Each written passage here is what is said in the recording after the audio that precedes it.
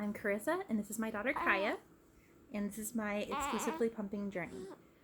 I apologize because I do not have a TV personality. I'm so cool, obviously, but boring. So I apologize for that.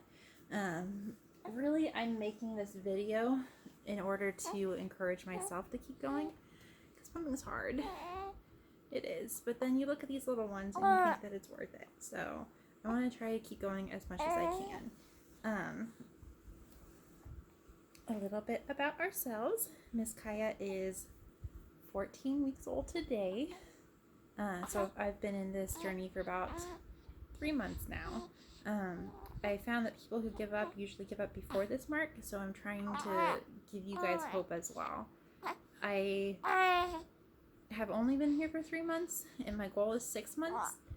So about halfway through, so this is just really how I've gotten where I am so far.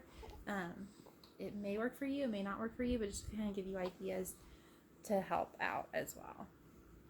So Kaya was born with a lip tie and tongue tie that I didn't find out about. I kind of suspected. I'm in early intervention, so I knew what to look for, kind of. I asked the doctors, all the hospitalists that came in, the nurses, the lactation specialists, some people, it was like very 50-50. Half the people said, oh yeah, definitely, she has a very strong lip tie and tongue tie. The other ones were like, I don't really see it, or, I mean, her tongue is tight, but there's nothing really to clip. So I took her to a dentist afterwards, and they showed me, they're like, yeah, you see, it's right here. A lot of times, people don't think to look for a posterior tie.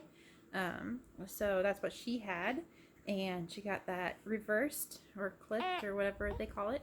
And at 2 weeks, and I tried latching a couple times after that. She really didn't. Honestly, it probably could have, if I pushed the issue, I probably could have made her do it, but I wasn't really pushing the issue because by that time I had been pumping for a couple weeks anyway. And there were some good things about pumping. So the good things about pumping is the fact that you always know how much food they're getting. Because this one went an entire day in the hospital without any wet or dirty diapers. And it scared me so much. And I have control issues, so I need to make sure that she's getting enough. Are you getting my hand? You gotta eat the hand. I know, Mommy was not smart and she didn't bring any of your toys with her when you're eating. I know, let me go get one of those really quick. Yeah, it's not pausing, is it? Okay, let's try this again. So, I was pretty sure, actually I was adamant that I was going to breastfeed. I really wanted her to get that breast milk, especially because of COVID season. I know that doesn't affect babies, but it does sometimes, and I don't want her to be the one it does affect and only have to get her own baby immune system to fight that.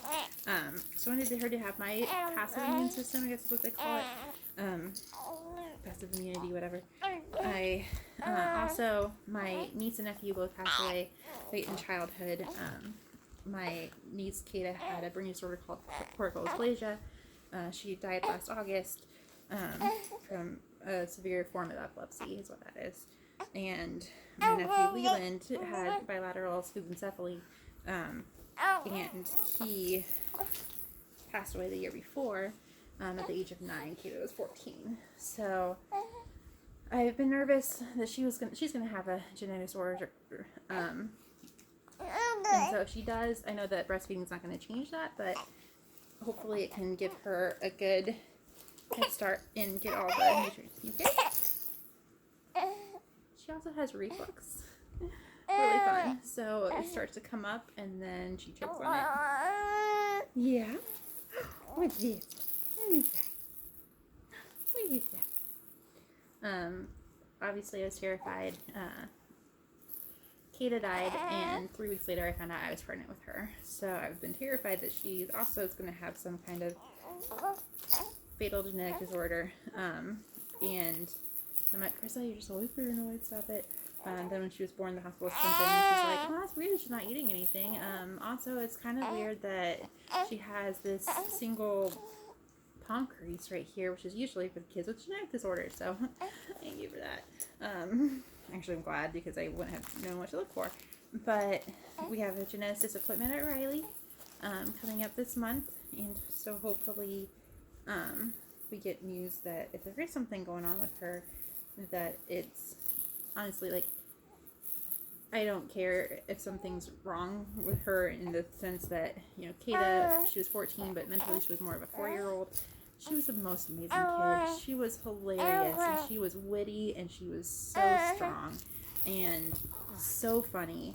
And if she had that type of personality, oh my gosh, that would be amazing, you know? So, like, I don't care about that. I care about her living. So that's a point of me doing a lot of this right now, is in breastfeeding and such. And if I'm just ignoring you, it's not me ignoring you, so she should do all this stuff.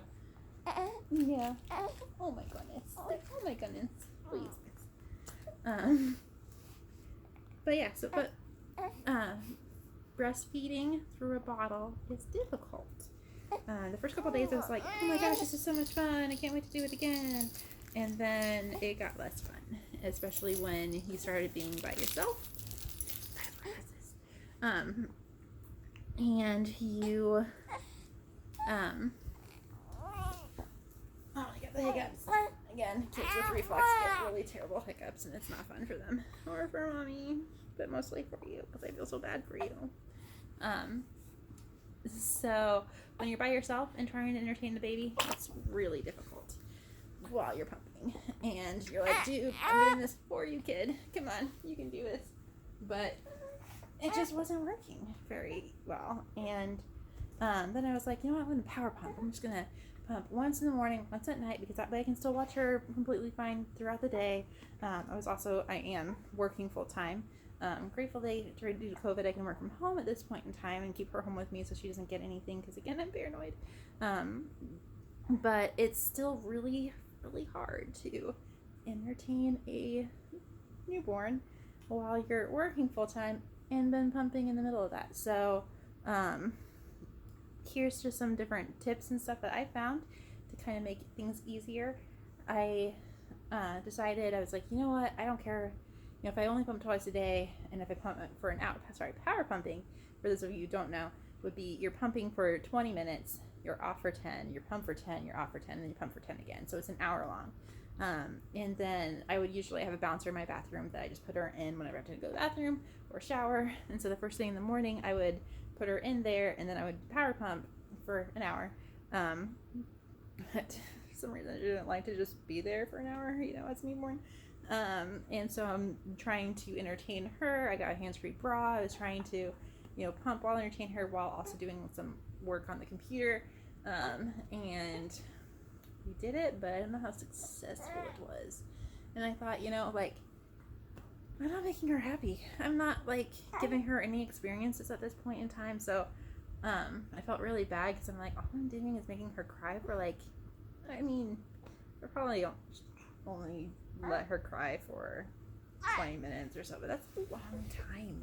You have a cry baby. It's a long time. And you can't just be like, guess what, you're happy, and then you're like, you're happy. And that's what I tell her all the time. I'm like, no, you're happy. Oh, I know, those darn hiccups, those darn hiccups. They just don't leave. I know. I get it, kid. I get it.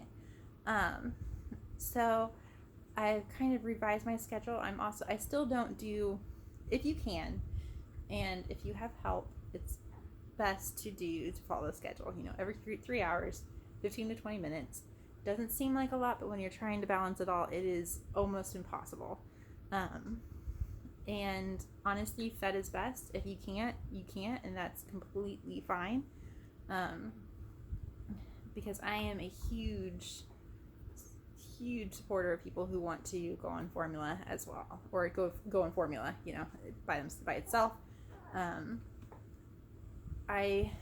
Because my schedule I follow, I don't pump on my schedule. I pump around hers. So when she's happy enough, then I try to put her on the floor and do some pumping. I still pump in the morning. I usually, well, I actually don't know where I'm going with that. Sorry. Again, trying to balance everything. It's fun. But if you do it the way that I do it, you will lose ounces, more than likely, because I did. But it was either this or I was going to give up. And I didn't want to give up because I wanted to make sure that she got the breast milk at least some. But again, it works out kind of for us because she has reflux, and so I mixed my breast milk with her reflux formula. Oh no, you're so sad. I know. It's the worst thing in the world. It's so hard. It's so hard, baby. Actually, I'm sure it does not feeling really good right now with those hiccups. But so it kind of makes, we have her on the acid reflux formula, so it kind of makes the formula's a little thicker. So it kind of works out for us because then I can blend that with the breast milk, and it's thin enough that it doesn't really give her constipation, but it's thick enough that it kind of keeps it down. Because again, the reason why we do this is to give the baby some milk, and if she's just throwing it up, then there's no point to it. But yeah, so that's my start of my journey. I hope to take you with me through the rest of it. Say bye, Kaya. Bye-bye. Can you say bye? We'll see you later. We'll see you later. Oh, she's so happy. She is.